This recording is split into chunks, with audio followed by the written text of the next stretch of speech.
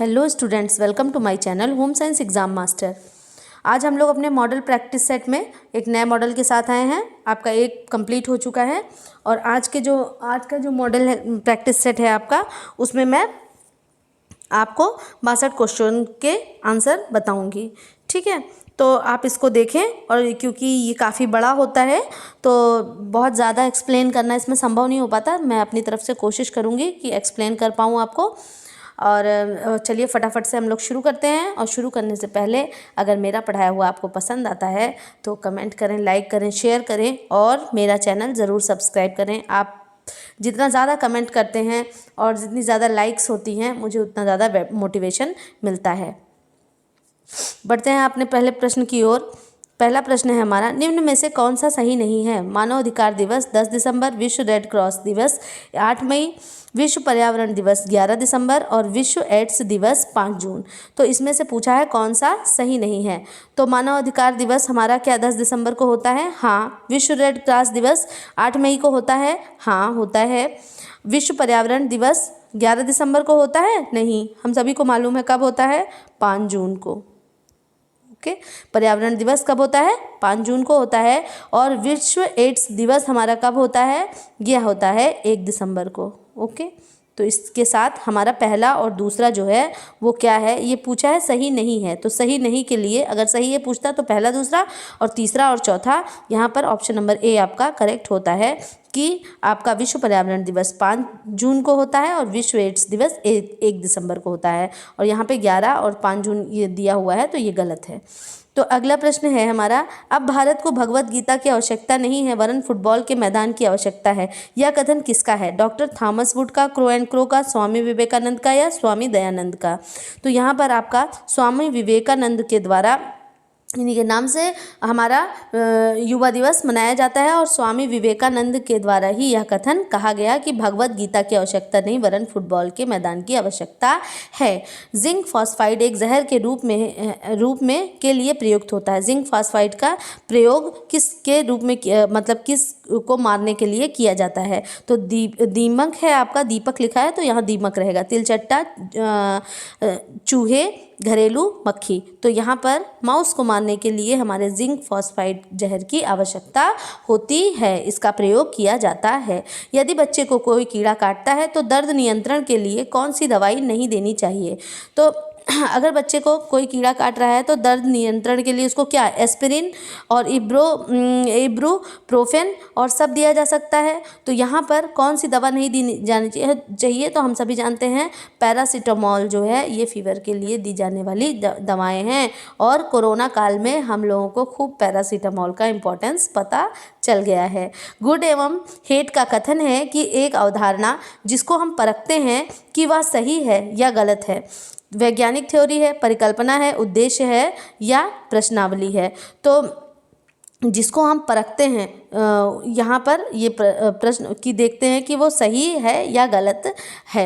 तो जो आपकी हाइपोथेसिस होती है ना, नल हाइपोथेसिस और ये होती है, तो ये जो हमारी जो पहले से हाइपोथेसिस होती है कि जो हमने अपना कॉन्सेप्ट, जो हाइपोथेसिस क्या होता है? किसी चीज़ का पहले ही निर्णय ले लेना, कि जैसे मान लेना किसी चीज़ को पहले ही, तो वो क्या होती है? परिकल्पना होती है। हम लोग एक परिकल्पना बना के चलते हैं कि हाँ ये चीज़ सही है, तो फिर उसके बाद हम क्या करते हैं, फिर उस पर रिसर्च होती है। तो हम देखते हैं कि जो हमने अपनी हाइपोथेसिस बनाई है और जो निकल के आता है उन दोनों में क्या अंतर है। तो सही या गलत की बात हम करते हैं तो वो वहाँ पर हमारी हाइपोथेसिस की बात होती है, परिकल्पना। अनुसंधान डिजाइन में 2 या 2 से अधिक समूह कारण और प्रभाव संबंध के अध्ययन के लिए वांछित हैं। तो कारण और प्रभाव का जो ये अध्ययन है, इसके लिए हमारे पूर्वव्यापी, ये हमारा करेक्ट आंसर है। तो पूर्वव्यापी में क्या है? X post facto. ठीक है, तो जब भी हमारा कारण एवं प्रभाव की बात की जाती है तो हमारा एक्स पोस्ट फैक्टो ही आंसर होता है। तो सीधे सीधे यहाँ पे कॉज और इफेक्ट, कॉज इफेक्ट की बात की गई है तो वहाँ पर एक्स पोस्ट फैक्टो आपका सही आंसर होगा। अनुसंधान डिजाइन नियोजित अन्वेषण की वह योजना, संरचना तथा अनुसंधान व्यूह नीति है जिसके आधार पर अनुसंधान प्रश्नों के उत्तर प्राप्त किए जाते हैं। और जो वेरिएंस होते हैं उन पर, जो चर होते हैं उन पर क्या किया जाता है? नियंत्रण किया जाता है। ठीक है। फिर अगला प्रश्न है, लोकतांत्रिक विकेंद्रीकरण की अवधारणा किसके द्वारा दी गई? तो वेंगल राव, GS मेहता, MS राघव, बलवंत राय मेहता। तो यहाँ पर जो हमारी बलवंत राय मेहता समिति थी, इन्होंने लोकतांत्रिक विकेंद्रीकरण की बात की थी। ठीक है। अगला क्या है, पंचायत के बारे में इनका व्यू जो था वो पंचायत के बारे में था। त्रिस्तरीय की बात की थी इन्होंने, बलवंत राय मेहता समिति जो थी। सरकार ने पूर्व शालेय शिक्षा की आवश्यकता किस योजना में मानी? पूर्व शालेय शिक्षा है, प्रथम पंचवर्षीय योजना, द्वितीय पंचवर्षीय योजना, तृतीय पंचवर्षीय योजना या आपकी पांचवी पंचवर्षीय योजना। तो जो प्रथम पंचवर्षीय योजना थी, पूर्व शालेय शिक्षा की आवश्यकता की योजना जो थी, ये प्रथम पंचवर्षीय योजना में मानी गई, क्योंकि इससे पहले ही जो पूर्व शालेय मतलब कि स्कूल जाने से पहले जैसे हमारा जो प्रेप वाला जो पोर्शन है, नर्सरी वाला पोर्शन है, उसकी बात की जा रही है यहाँ पे। तो ये हमारी प्रथम पंचवर्षीय योजना में ही लागू कर दी गई थी।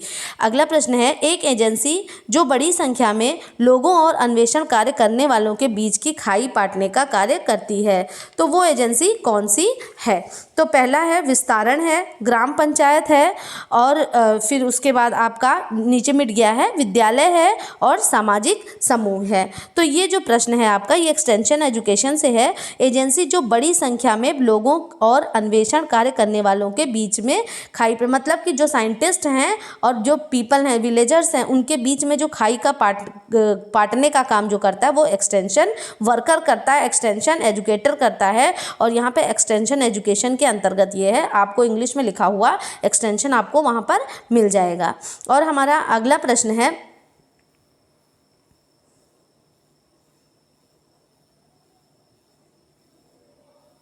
दहेज निषेध कानून या इस बुराई को मिटाने के लिए सरकारी तौर पर एक प्रयास था। दहेज निषेध कानून आपका 1970 में, 1971 में, 1961 में और 1969 में। ठीक है। तो यहाँ जो आपका दहेज निषेध कानून है ये 1961 में। ऑप्शन नंबर सी आपका करेक्ट होता है कि सरकारी तौर पर एक प्रयास था, मतलब दहेज को रोकने के लिए, दहेज प्रथा को रोकने के लिए। तो जो दहेज निषेध कानून है यह 1961 में ये लागू हुआ, और इसका जो मोटिव था वो ये था कि दहेज प्रथा का अंत करना, कि दहेज गैर कानूनी, दहेज को क्या बताया? गैर कानूनी बताया। दहेज निषेध अधिनियम 1961 में विवाह के लिए दोनों पक्षों द्वारा दहेज या लेन देन की प्रथा पर प्रतिबंध है। इस अधिनियम के अनुसार दहेज लेने देने या इसके लेन देन के सहयोग करने पर 5 वर्ष की जेल और 15,000 रुपये का जुर्माने का प्रावधान है। कितना? 5 वर्ष की जेल एवं 15,000 के जुर्माने का प्रावधान है। मूत्र निष्कासन है कि आवश्यकता का अनुभव होने से पूर्व मूत्राशय में लगभग कितने मिलीलीटर मूत्र एकत्रित हो जाता है? तो 200 से 250 मिलीलीटर, 400 से 500 मिलीलीटर, 500 से 1000 मिलीलीटर, इनमें से कोई नहीं। तो पहला हो जाता है हमारा 200 से 250 मिलीलीटर मूत्र इकट्ठा होता है, तब हमें एहसास होता है मतलब कि मूत्र को निकालने का। फिर उसके बाद अगला प्रश्न है, हीमोग्लोबिन जो है रुधिर कणिका के निर्माण में किन दो की आवश्यकता होती है? आयरन एवं जिंक, फोलिक एसिड और लोहा, लोहा और पोटेशियम, लोहा और मैग्नीशियम। तो इसका करेक्ट आंसर है आपका फोलिक एसिड एवं आयरन। ठीक है। हीमोग्लोबिन के लिए आपका आयरन तो होगा ही होगा, और साथ में क्या? Folic acid. ठीक। लीडिंग कोशिकाओं को टेस्टोस्टेरोन के स्रावण के लिए उत्तेजित करता है। कौन करता है? FSH, STTH और LH और ADH। तो यहाँ पर जो मैंने इस जो आपका ये है कि FSH और LH, इसको मैंने इससे पहले जो प्रीवियस मैंने आपको मॉडल पेपर कराया था उसमें बहुत ही अच्छे से मैंने इसको बताया हुआ है। तो आप इस चीज़ को आप पुराने वीडियो में भी जाएंगे तो आपको ये देखने को मिलेगी। तो मतलब मेरा जितना भी प्रैक्टिस सेट है मैं कोशिश करती हूँ आपको ज़्यादा से ज़्यादा बताने की, क्योंकि चीज़ें जितनी ज़्यादा आपकी नज़र से गुजरेंगी, जितना ज़्यादा आपका रिवीजन होगा, उतनी ही आपके दिमाग में फिक्स हो जाएंगी। ठीक है। तो LH लीडिंग जो ये है वो LH से, यहाँ इसका आंसर क्या होता है कि टेस्टोस्टेरोन के स्रावण के लिए उत्तेजित करने को का कार्य करता है। स्टिमुलस के रूप में कौन सा जो श्रावण है वो LH श्रावण है। तो लीडिंग कोशिकाएं जो है आपकी एस्ट्रोजन के श्रावण के लिए उत्तेजित करती हैं। LH हार्मोन्स जिसको हम क्या कहते हैं, ल्यूटेनिजाइन हार्मोन कहते हैं, अंतराल कोशिका उत्तेजक हार्मोन है जो नर में टेस्टोस्टेरोन हार्मोन एवं मादा में एस्ट्रोजन हार्मोन को स्रावित करता है। तो आप याद रखेंगे नर में कौन से, टेस्टोस्टेरोन हार्मोन, और टेस्टोस्टेरोन का नाम दिया ही हुआ है, और मादा में कौन सा, ये एस्ट्रोजन नामक हार्मोन को स्रावित करने का कार्य करता है। कौन करता है, LH हार्मोन करता है। मतलब ल्यूटेनिजिंग हार्मोन जो है ये क्या है, एक स्टिमुलस के रूप में कार्य करता है। हमारे शरीर से मुंह से लेकर मलद्वार तक के मार्ग को क्या कहते हैं, आमाशय कहते हैं, आते कहते हैं, आहार नाल कहते हैं, पाचन तंत्र कहते हैं।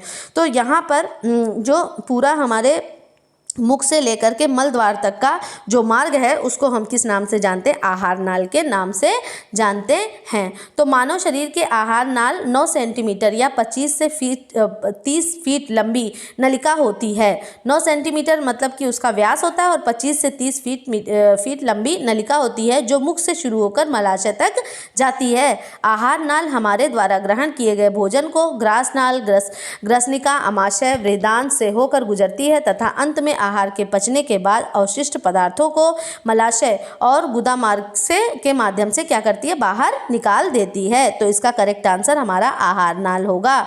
और HDL जो है वो द्वारा संश्लेषित और स्रावित किया जाता है। तो HDL क्या है, आपका HDL किसके द्वारा संश्लेषित किया जाएगा, तो HDL जो है ये यकृत के द्वारा संश्लेषित और स्रावित किया जाता है। और आपको पता है HDL जो है आपका वो जो उसका श्रावण होता है, मतलब आप जितना ही ज़्यादा खुश होंगे उतना ही बॉडी में ये आपका गुड लिपिड है, ठीक है। तो ये आपका गुड लिपिड है, इसका श्रावण जितना ज़्यादा बॉडी में होगा आप उतने ही ज़्यादा हेल्दी रहेंगे, आपके हृदय की धड़कन उतनी ही अच्छी चलती रहेगी, रक्तचाप भी इससे बहुत ही अच्छा होता है। तो HDL जो है ये लीवर के द्वारा संश्लेषित होता है और स्रावित होता है। यकृत शरीर की सबसे बड़ी ग्रंथि है और यह उदर के ठीक पीछे पसलियों की ओर स्थित होती है। इसका रंग भूरा, लाल या चॉकलेटी होता है। इसके 2 भाग होते हैं, दायां भाग तथा बायां भाग। दाएं भाग की अपेक्षा जो बायां भाग है वो 5 गुना अधिक भारी होता है। अगला प्रश्न है, निम्नलिखित विधि में ऑक्सीजन की आवश्यकता नहीं होती है। क्रेब चक्र, ग्लाइकोलाइसिस और ऑक्सी हीमोग्लोबिन विधि और गैसों का परिवहन। तो जो है आपका जो क्रैब चक्र है उसमें क्या होती है, ऑक्सीजन की आवश्यकता नहीं होती है। तो यहाँ पर आपका 16 का A आंसर करेक्ट हो जाता है। 17 में कोशिका झिल्ली की प्रमुख शारीरिक क्रिया विज्ञान संबंधी कार्य क्या हैं। कोशिका को सुरक्षा प्रदान करना, कोशिका के अंदर बाहर पदार्थों के अधिगमन पर नियंत्रण करना, कुछ विशेष रासायनिक पदार्थों का स्राव करना, इनमें से कोई नहीं। तो यहाँ पर आपका आंसर नंबर B करेक्ट होता है।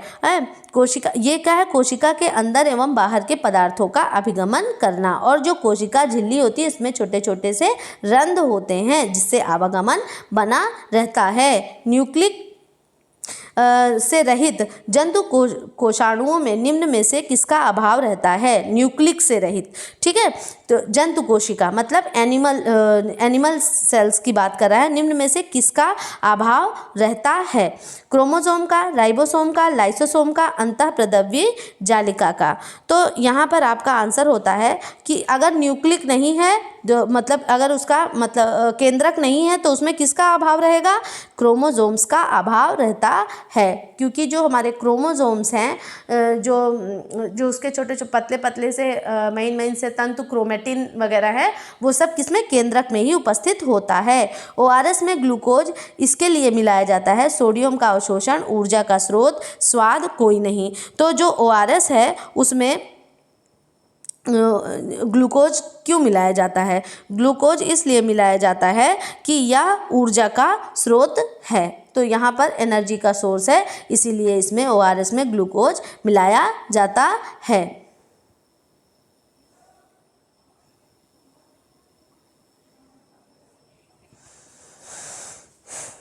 व्यक्तित्व को प्रभावित करने वाला शारीरिक कारक, नलिका विहीन ग्रंथियां, शरीर रचना, शारीरिक रसायन, उपयुक्त सभी।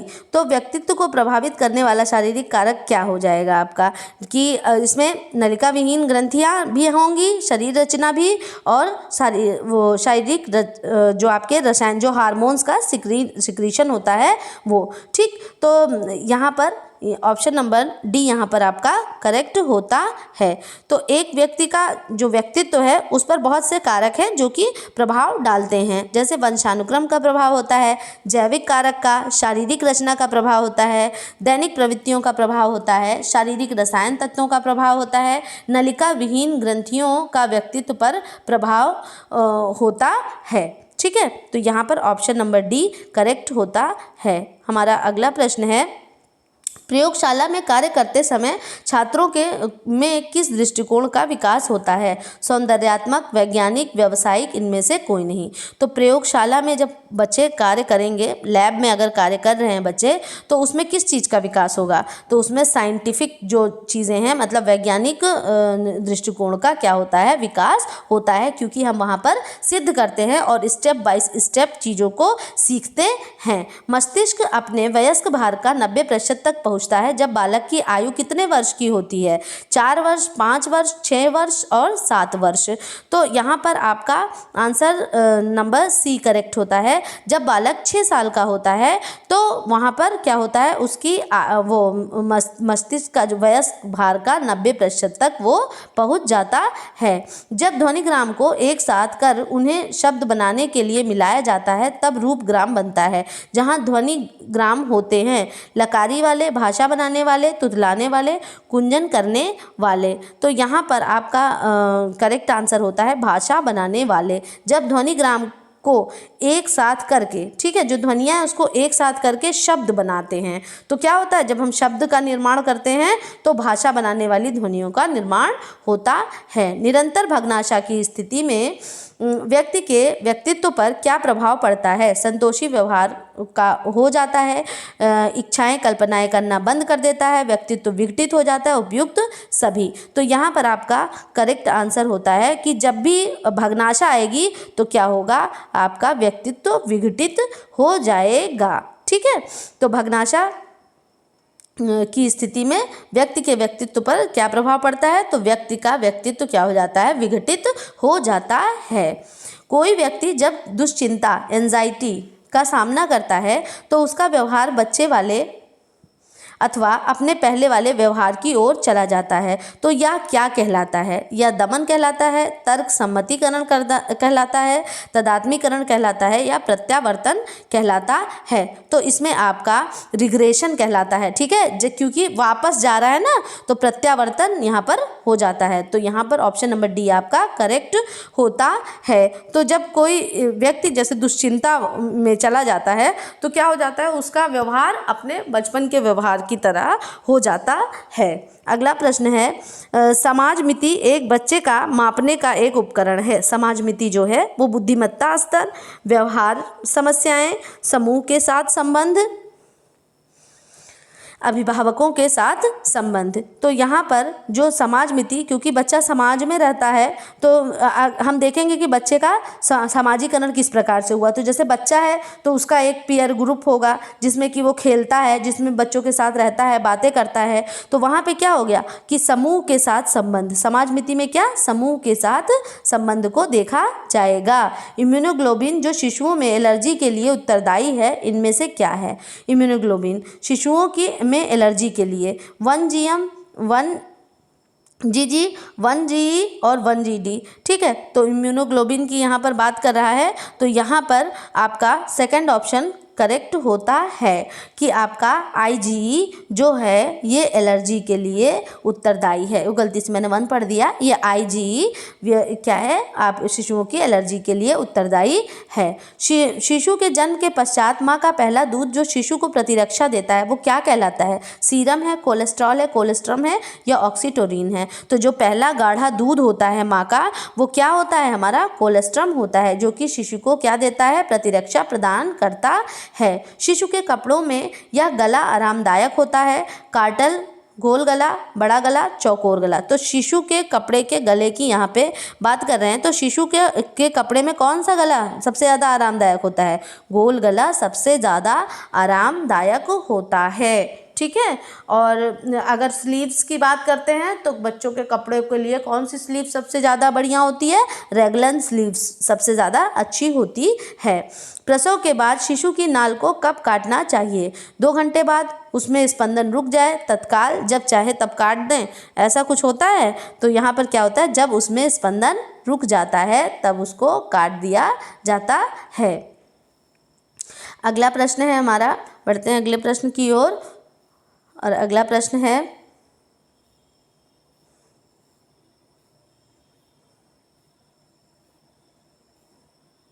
गर्भावस्था में लौह की कमी से होता है। लौह मतलब आयरन की कमी से क्या हो जाता है? गर्भपात हो जाता है, मृत शिशु होता है, मानसिक मंदन होता है या उपयुक्त सभी। तो यहाँ पर अगर आयरन की डिफिशियंसी है तो क्या हो जाएगा? अनीमिया हो जाता है ना। तो अनीमिया हो जाता है तो उससे क्या होगा? बच्चे को क्या रक्त की कमी हो जाएगी। जो बच्चा पेट में है उसमें क्या हो जाता है? उसमें रुकने की क्षमता नहीं होती है और क्या हो जाता है? मिसकैरेज हो जाता है। 8वें हफ्ते से जन्म तक भ्रूण कहलाता है। फीटस, भ्रूण, युग्मनज, अंड। हाँ, तो सबसे पहले अगर हम बात करें, सबसे पहले सिस्ट का निर्माण होता है ना। तो फिर सिस्ट से फिर क्या होता है? फिर हमारा जाइगोट बनता है। फिर ऐसे ऐसे करके स्टेप्स होते हैं।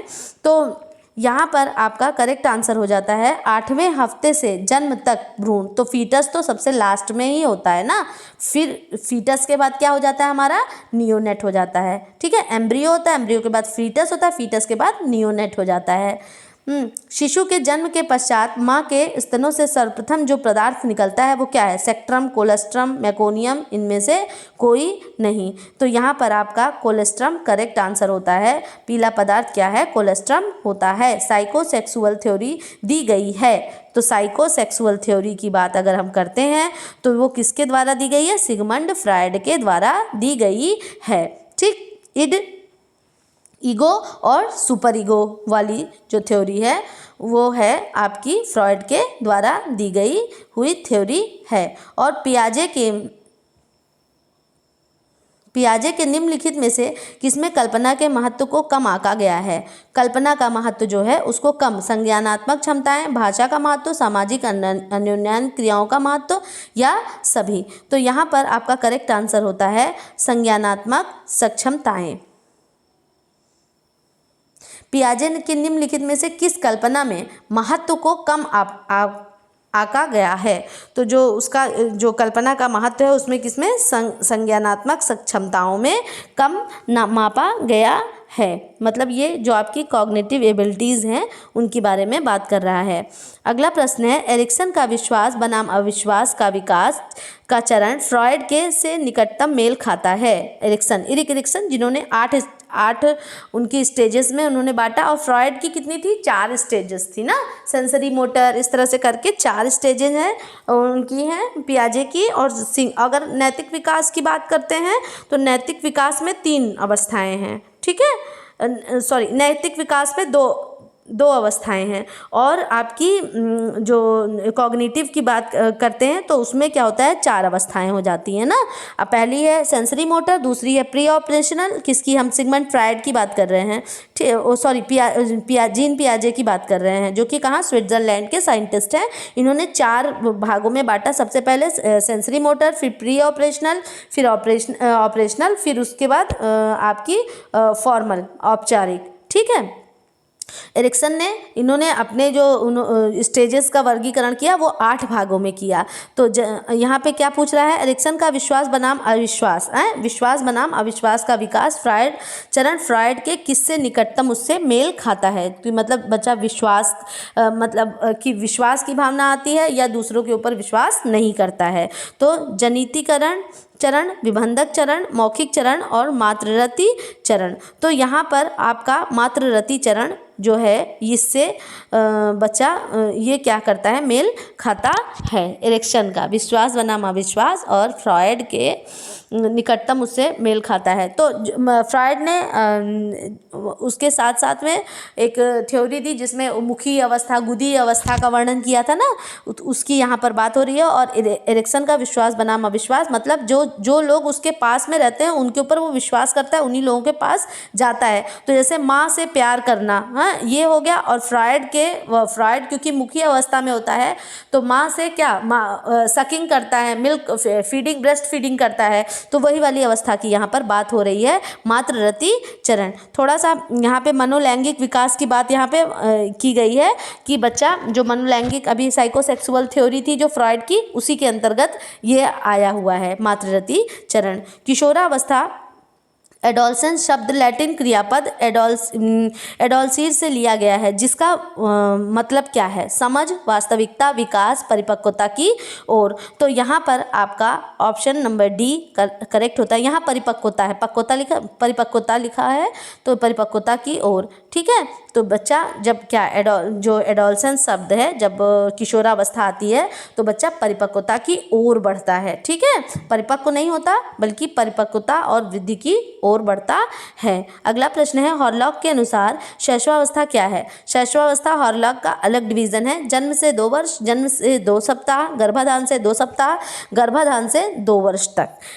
तो इन्होंने ये दिया जन्म से 2 वर्ष तक, ठीक है। तो इन्होंने क्या कहा शैशवावस्था को, जन्म से 2 वर्ष तक। अच्छा, हॉरलॉक के अनुसार जो इन्होंने डिवीज़न किया उसमें जो गर्भावस्था है वो गर्भाधारण से, जो इन्होंने पहले सबसे पहले 5 भागों में बांटा ना, तो गर्भावस्था कब से हो गई, गर्भाधान से लेकर के जन्म तक, ठीक है, से जन्म तक हो गई, ठीक। फिर उसके बाद जो दूसरी अवस्था है नवजात अवस्था, वो क्या कहते हैं, जन्म से लेकर के 14 दिन तक, ओके। फिर आपकी तीसरी अवस्था हो गई शैशवावस्था, वो 14 दिन से लेकर के 2 वर्ष की आयु तक। और फिर बाल्यावस्था 2 वर्ष से 11 वर्ष तक। देखिए इनका विभाजन बिल्कुल अलग है। इन्होंने बाल्यावस्था को एक साथ ही पूर्व बाल्यावस्था में नहीं बांटा, बल्कि इन्होंने बाल्यावस्था को अलग किया। तो उन्होंने क्या 2 से 11 वर्ष तक, ठीक। और किशोरावस्था 11 से 21 वर्ष तक। किशोरावस्था कब तक 11 से 21 वर्ष तक, ठीक। तो इस तरह से विभाजन हुआ। सबसे पहले गर्भाधान से जन्म तक, सबसे पहले गर्भावस्था, नवजात अवस्था जन्म से 14 दिन तक, फिर उसके बाद तीसरी है आपकी 14 दिन से लेकर के 2 वर्ष की आयु तक शैशवावस्था है। फिर बाल्यावस्था की बात की, 2 वर्ष से लेकर 11 वर्ष तक शैशवावस्था, वो बाल्यावस्था है आपकी। किशोरावस्था 11 से 21 वर्ष तक किशोरावस्था है। 5 भागों में हॉरलॉक ने विभाजन किया। नवजात के भोजन में जोड़ा गया ठोस भोजन क्या कहलाता है। इसको मैं पहले भी आपको बता चुकी हूँ, बिकोस्ट, वेमिन, मृद भोजन, बिस्किट। तो ये यहाँ पर जो है बिकोस्ट इसका करेक्ट आंसर है कि जो फूड होता है नवजात बच्चे का उसको क्या कहते हैं, बिकोस्ट के नाम से हम जानते हैं। निकट दूर विकास क्रम में शारीरिक विकास पहले केंद्रीय भागों से प्रारंभ होता है, जिसका उदाहरण क्या है, पेट व धड़ का विकास, सिर व पैरों का विकास, दौड़ना व चलना, इनमें से सभी। तो निकट दूर के क्रम में, निकट दूर का जो आपका क्रम है उसमें शारीरिक विकास केंद्रीय भाग से प्रारंभ होता है, जिसका उदाहरण है सिर, पेट व धड़ का विकास। अगर सिर से पैर का विकास हो जाएगा तो वो सिर वाला आपका उसका ऑप्शन करेक्ट होता है। और पेट व धड़ का विकास मतलब बीच से लेकर के आपके पेट से जो शुरू होगा, पेट से शुरू होगा और शरीर के अन्य अंगों में तक जाएगा, वो कौन सा है, पेट व धड़ का। जब केंद्रीय भागों की बात करते हैं तो पेट व धड़ के विकास से हम आगे बढ़ेंगे। हर्लो के विख्यात संयोजक अध्ययन कौन से पशुओं पक्षियों का प्रयोग करते हुए हर्लो को अगर हर्लो की बात आती है तो उन्होंने बंदर पर प्रयोग किया है। ठीक है, तो हर्लो को आप याद कर लीजिए, किसका प्रयोग किया है, बंदर पर प्रयोग किया है। Language and thought of child किसके द्वारा लिखी गई है, तो language and thought of child हमारे स्विट्जरलैंड के वैज्ञानिक जीन पियाजे के द्वारा लिखी गई है और जीन पियाजे ने 1923 में इसका प्रकाशन किया है। The psychology of the child, the psychology of the intelligence, the origins of the intelligence in child, the moral judgement of the child और the construction of reality in the child, ये सब किसकी, जीन पियाजे साहब की books हैं। अगला प्रश्न है हमारा, मूल्यांकन की आवश्यकता होती है कार्यक्रम के अंत में, कार्यक्रम के शुरू में, कार्यक्रम के दौरान एक बार, कार्यक्रम के प्रत्येक चरण में। तो यहाँ पर आपका ऑप्शन नंबर डी की बात यहाँ पे कर रहा है, कार्यक्रम के प्रत्येक चरण में, और ये किसका है, सतत मूल्यांकन की यहाँ बात हो रही है, जिससे कि कार्य बहुत ही अच्छे से होता है। थोड़े थोड़े भाग में कार्य को करते हैं और करने के बाद उसका लगातार मूल्यांकन होता रहता है, तो उसमें गलती की गुंजाइश नहीं होती, प्रत्येक चरण में मूल्यांकन किया जाता है। पाठ्यक्रम शब्द लैटिन भाषा के कुरेज का अद्भुत है, जिसका अर्थ है, जो कुरेज शब्द है उसका अद्भुत है, जिसका अर्थ क्या होता है, जिसका अर्थ होता है दौड़ना। ठीक, तो यहाँ पर आपका 44 का ए सही होता है। क्यूरेज शब्द से मतलब लिया गया है, और वैसे कैरिकुलम इसी से मिलकर के कैरिकुलम वर्ड बना है, जैसे हम सिलेबस कहते हैं उसी तरह से कैरिकुलम ये कौन सी भाषा है, ये लैटिन भाषा का शब्द है। दूरस्थ शिक्षा की विशेषता नहीं है, दूरस्थ स्वाध्ययन है विशेषता दूरस्थ शिक्षा की। प्रत्यक्ष अध्ययन क्या सामने अध्ययन करते हैं, जो डिस्टेंस एजुकेशन है नहीं करते हैं। शैक्षिक संप्रेषण हेतु विभिन्न माध्यमों का अध्ययन, औद्योगिकरण। ठीक है, तो यहाँ पर जो करेक्ट आंसर होता है 45 का बी है, प्रत्यक्ष अध्ययन। ठीक है, स्वाध्ययन अपने आप से अध्ययन करते हैं। शैक्षिक संप्रेषण हेतु विभिन्न माध्यमों, बहुत से माध्यमों के द्वारा वो क्या करते हैं, TLM का प्रयोग करते हैं और बुक्स लेते हैं, और मतलब इस तरह से करते हैं, लेकिन डायरेक्ट टीचर के कांटेक्ट में नहीं आ पाते हैं। औद्योगिकीकरण मतलब लोग काम करने के लिए दूसरी जगह चले गए तो उनको पढ़ाई का मौका नहीं मिला, तो फिर क्या हुआ, डिस्टेंस एजुकेशन के माध्यम से उन्होंने क्या पढ़ाई शुरू की, और इग्नू एक बहुत बड़ा हब है डिस्टेंस एजुकेशन का। राष्ट्रीय रक्ताल्पता नियंत्रण कार्यक्रम के अंतर्गत दी जाने वाली बड़ी टिकिया में होता है, तो क्या होता है दी जाने वाली 600 मिलीग्राम लौह तत्व और 500 UG folic acid, 500 milligram folic acid और 600 UG लौह अम्ल और 200 मिलीग्राम लौह तत्व तथा 200 UG फोलिक एसिड। तो यहाँ पर हमारा करेक्ट होता है यहाँ पर option number B, 500 milligram folic acid दिया जाता है। तो राष्ट्रीय रक्ताल्पता नियंत्रण कार्यक्रम के अंतर्गत दी जाने वाली बड़ी टिकिया में 500 मिलीग्राम फोलिक एसिड होता है। उचित पोषण के अभाव में बालकों, शिशुओं, गर्भवती तथा धात्री माताओं में रक्त अल्पता रोग होता है। यह रोग मुख्यतः शरीर में लौह, लवण एवं फोलिक एसिड की कमी से, आयरन और फोलिक एसिड की कमी से, आप सरकार के द्वारा फोलिक एसिड की गोलियां बंटवाई जाती हैं मुफ्त में। परिवार एवं शिशु कल्याण के लिए सबसे बड़ा सरकारी कार्यक्रम क्या है, welfare extension project, applied nutrition programme, ICDS programme, school meal programme. तो परिवार एवं शिशु कल्याण के लिए जो हमारा ICDS है,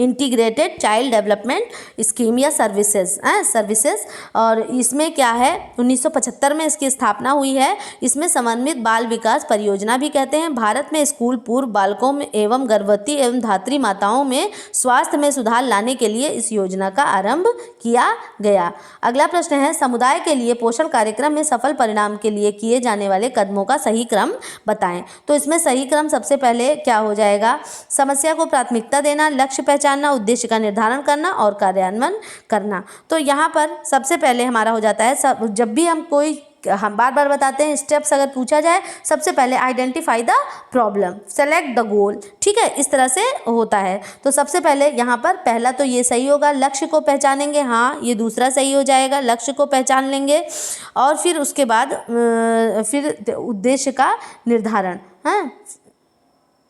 एक मिनट, लक्ष्य को पहचानेंगे, फिर उसके बाद तीसरे में क्रियान्वयन करें, एक मिनट, लक्ष्य को पहचानना और उद्देश्य का निर्धारण। तो यहाँ पर ये जो है आपका, यहाँ ये कूट में हम देखते हैं तो चौथा, पहला, दूसरा, तीसरा।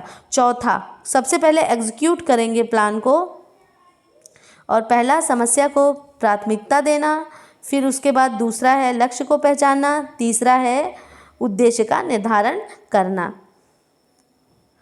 तो सबसे पहले प्लान को एग्जीक्यूट कर दिया है इन्होंने। एक मिनट,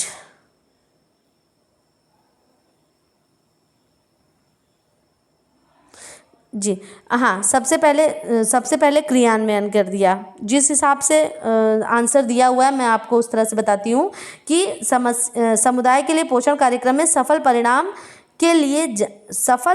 के लिए जाने वाले कदमों का सही क्रम लगाइए। तो सबसे पहले जो प्रोग्राम है उसको क्या कर देंगे, ठीक है, सबसे पहले उस प्रोग्राम को क्या करेंगे, चला देंगे। तो सबसे पहले फर्स्ट स्टेप ये आ गया। फिर से समस्या को प्राथमिकता देना, जो समस्या है उसको प्राथमिकता देंगे, सेकेंड स्टेप ये आ गया।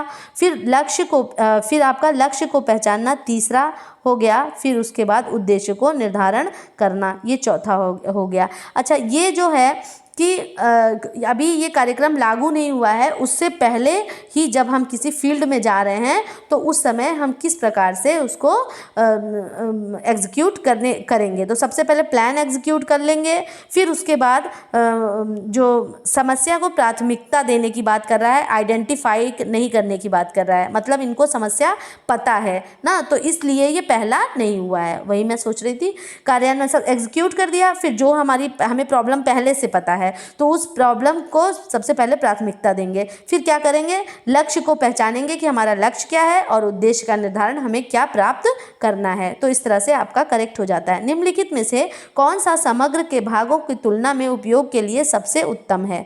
समग्र की मतलब पूर्ण की, पूरे की अगर तुलना अगर करनी हो तो बार ग्राफ, लाइन ग्राफ, पाई ग्राफ उपयुक्त में से कोई नहीं। तो यहाँ पर आपका जो बार ग्राफ है वो क्या है, सबसे बढ़िया है। जैसे पूरी किसी चीज़ को अगर हमें तुलना करनी हो तो हम किसके माध्यम से, बार ग्राफ के माध्यम से कर देते हैं। मतलब ग्राफ्स होते हैं और उसी में क्या होता है, ऊपर नीचे होता है, और इसी के माध्यम से हम इसको करते हैं कि पूरे में कि जैसे किस मंथ में कितना ग्रोथ हुआ, किस मंथ में कम हुआ। हाँ, मुद्रक माध्यम जिसमें क्षेत्र की घटनाओं के बारे में प्रस्तुति होती है, मुद्रक माध्यम, ठीक। तो उसमें जो प्रस्तुति होती है मतलब छपा हुआ, मुद्रित, पर्चा, पुस्तक, पर्दार पर्चा, अखबार, जिसमें क्षेत्र की घटनाओं के बारे में प्रस्तुति होती है। तो यहाँ पर करेक्ट आंसर होता है अखबार। जैसे क्षेत्र बड़ा होता है ना, तो अखबार के द्वारा ही उसकी प्रस्तुति होती है, और मास मीडिया का ये बहुत ही अच्छा साधन है प्रिंट मीडिया में। अरस्तु द्वारा दिया गया संचार मॉडल निम्नलिखित विकल्पों में से सबसे ज़्यादा अनुकूल किस संदर्भ में है। व्यक्तिगत संचार, सार्वजनिक कथन, अंतर्वैयक्तिक संचार या व्यक्तिगत पत्र। तो यहाँ पर आपका करेक्ट आंसर होता है सार्वजनिक कथन।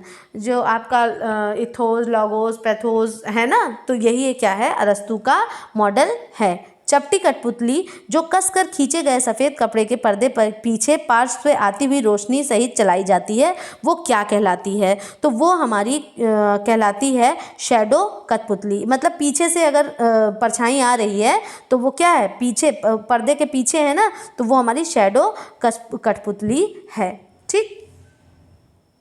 और आपकी जो स्ट्रिंग हो गई रॉड कठपुतली और दस्त कठपुतली, तो शैडो कठपुतली करेक्ट आंसर है।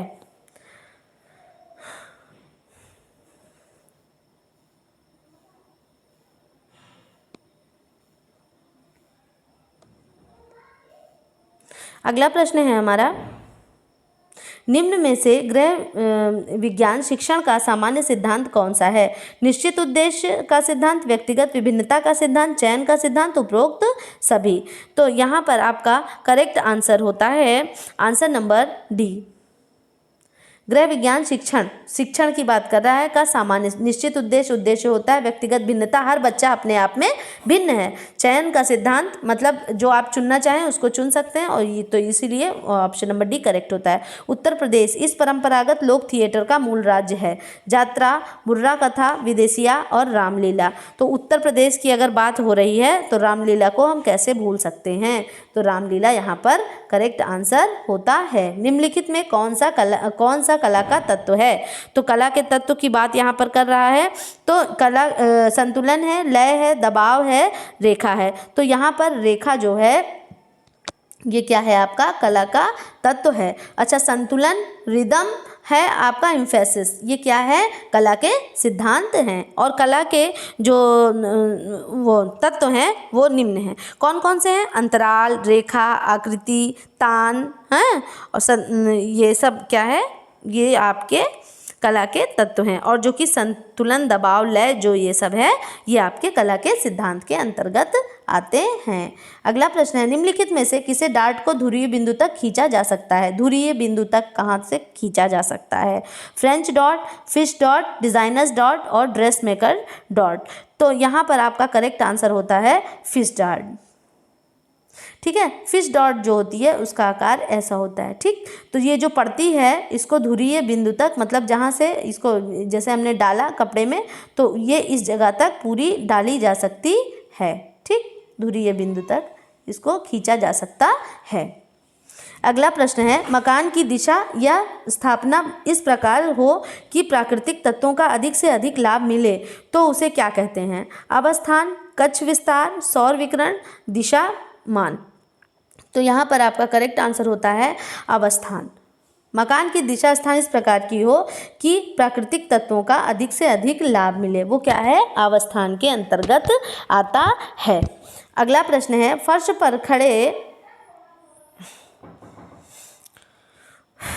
पर खड़े होते हुए पृष्ठ की ऊंचाई सेंटीमीटर में एक औसत महिला के लिए होती है। फर्श पर खड़े होते हुए पृष्ठ की ऊंचाई सेंटीमीटर में पूछ रहा है, तो ये एक महिला की कितनी होती है, 61 से 76 एक महिला की औसत ऊंचाई होती है।